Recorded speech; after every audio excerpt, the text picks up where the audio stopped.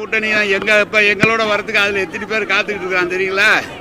அவர் சும்மா எங்களை கொக்கிய போடுறாரு. யாராவது ஒருத்தர் வரணும். யார் இப்ப என்ன பண்ணிட்டு இருக்கிறதுல ஒரு பெரிய குற்றச்சாட்டை மற்ற கட்சிகள் அவங்கள சொல்லிட்டு இருக்கு அப்படின்னு பாத்தீங்கன்னா, எங்க கூட இந்த கட்சி இணையுது, அந்த அவங்க ரெடியா இருக்காங்க, இன்னும் கொஞ்ச நாள் தான் அவங்களே வந்து இருங்க அப்படின்னு சொல்லிட்டு தமிழிசையில இருந்து ஆரம்பிச்சு எல்லாருமே அந்த ஒரு கட்சியில இருக்கிறவங்களும் ஒரு பதவியில இருக்கிறவங்களும் தொடர்ந்து மற்ற கட்சிகளை குற்றம் சாட்டிக்கிட்டே இருந்தாங்க. அந்த வகையில ரீசெண்ட் டேஸ்ல சீமான் அண்ணனா எந்த அளவுக்கு ஒரே வருவார் எங்க கூட்டணியில இருங்க அப்படின்னு சொல்லி மாலதி ஸ்ரீனிவாசன் அவர்களும் சொல்லியிருந்தாங்க.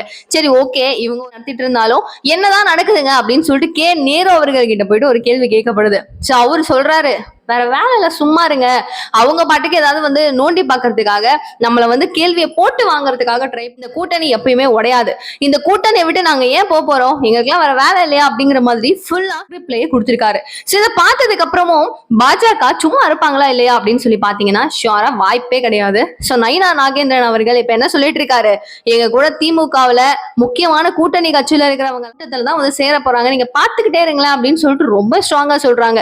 சோ அது எந்த நம்பிக்கையில சொல்றாங்கன்னு தெரியல. பட் திமுகவுல கூட்டணி கட்சிகள் அப்படிங்கிறது எவ்வளவு முக்கியம். கூட்டணி இல்லைன்னா திமுக கிடையாது, திமுக இல்லைன்னா கூட்டணி கிடையாது அப்படிங்கிறது நம்ம எல்லாருக்கும் தெரியும். ஆனாலும் அதுல இருந்து கொஞ்சம் போறாங்க, விசிகா வெளில வரப்போகுது அப்படின்னு சொல்லி நிறைய இருந்தாலும் நேரு அவர்கள் முதல்ல வந்துருவாருப்பா இங்க நம்ம அப்படிங்கிற மாதிரி எல்லாம் சொல்லிட்டு இருக்காங்க. முழுக்க முழுக்க ரூமர் தான். ஆனாலும் இந்த தக்ரி பிளே நீங்க பார்த்து ஆகணும் இல்லையா? என்ன நடக்குது அப்படிங்கறத பார்ப்போம். நயினா நாகேந்திரன் அவர்கள் சொன்ன இந்த ஒரு விஷயம் நினைக்கிறீங்களா இல்ல நினைக்கிறீங்களா அப்படிங்கிற உங்களுடைய பார்வையை ப்ளீஸ் கமெண்ட் பாக்ஸ் சொல்லுங்க. நிறைய விஷயங்கள் பேசுவோம். நிகழ்வுகள் உடனுக்குடன் நீங்க தெரிஞ்சுக்கணும் அப்படின்னு நினைச்சீங்கன்னா ப்ளீஸ் சேனலை சப்ஸ்கிரைப் பண்ணிக்கோங்க. Thanks video. பை.